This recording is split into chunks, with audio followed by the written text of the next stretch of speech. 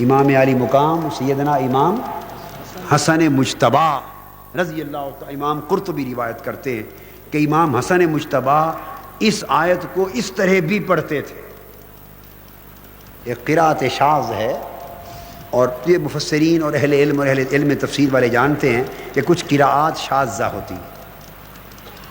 وہ جو شاذ قراءتیں ہوتی ہیں ان سے قرآن کی آیت تو نہیں ہوتی، مگر اس آیت کی تفسیر لی جاتی.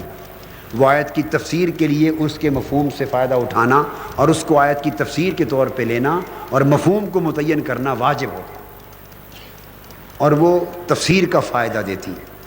وَوَجَدَكَ ضَالًّا فَهَدَىٰ، امام حسن مجتبی ضالًا کو مرفوع پڑھتے ہیں. ایک بار جو آپ سے مروی ہوا، آپ نے فرمایا وَوَجَدَكَ ضَالٌّ فَهَدَىٰ. امام قرطبی روایت کرتے ہیں یہ قرأت شاذ ہے اور تفسیر کا فائدہ دیتی ہے. اب وَوَجَدَكَ ضَالٌّ فَهَدَىٰ آیت نہیں بنے گی. آیت وَوَجَدَكَ ضَالًّا فَهَدَىٰ وہی ہے، مگر جب قرأت شاذ آ جائے تو وہ اس آیت کی تفسیر کو معین کرتی.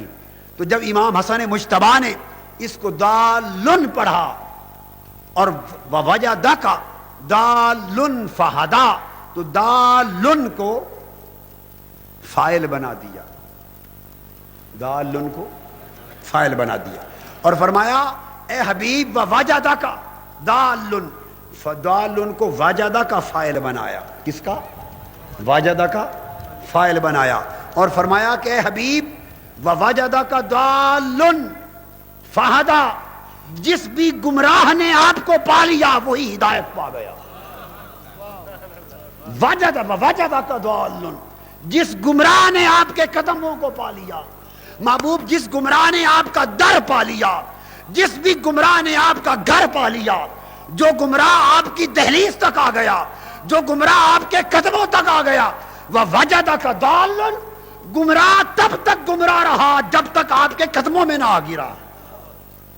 وہ تب تک گمراہ رہا جب تک آپ کے دروازے پر نہ آیا، جب تک آپ کی دہلیز پر آ کے نہ گرا، جب تک آپ کی بارگاہ میں نہ آیا وہ گمراہ رہا. وَوَجَدَكَ ضَالٌّ، اور امام قرطبی فرماتے ہیں اے وَوَجَدَكَ ضَالٌّ فَاهْتَدَىٰ بِكَ، اے میرے حبیب اس کا معنی یہ ہے کہ جس گمراہ نے آپ کے قدم پا لیے خدا کی قسم وہ ہدایت پا گیا. جس گمراہ نے آپ کے در پا لیا، جس گمراہ کی رسائی آپ کے در تک ہو گئی، آپ کی بارگاہ کا تک ہو گئی، آپ کے قدموں تک ہو گئی، فَهَدَىٰ، وہ ہدایت پا گیا. فَاهْتَدَىٰ بِكَ، وہ آپ کے ذریعے ہدایت پا گیا. امام حسن مجتبی نے اس قرأت شاذہ کے ذریعے اس مفہوم کی تائید فرمائی.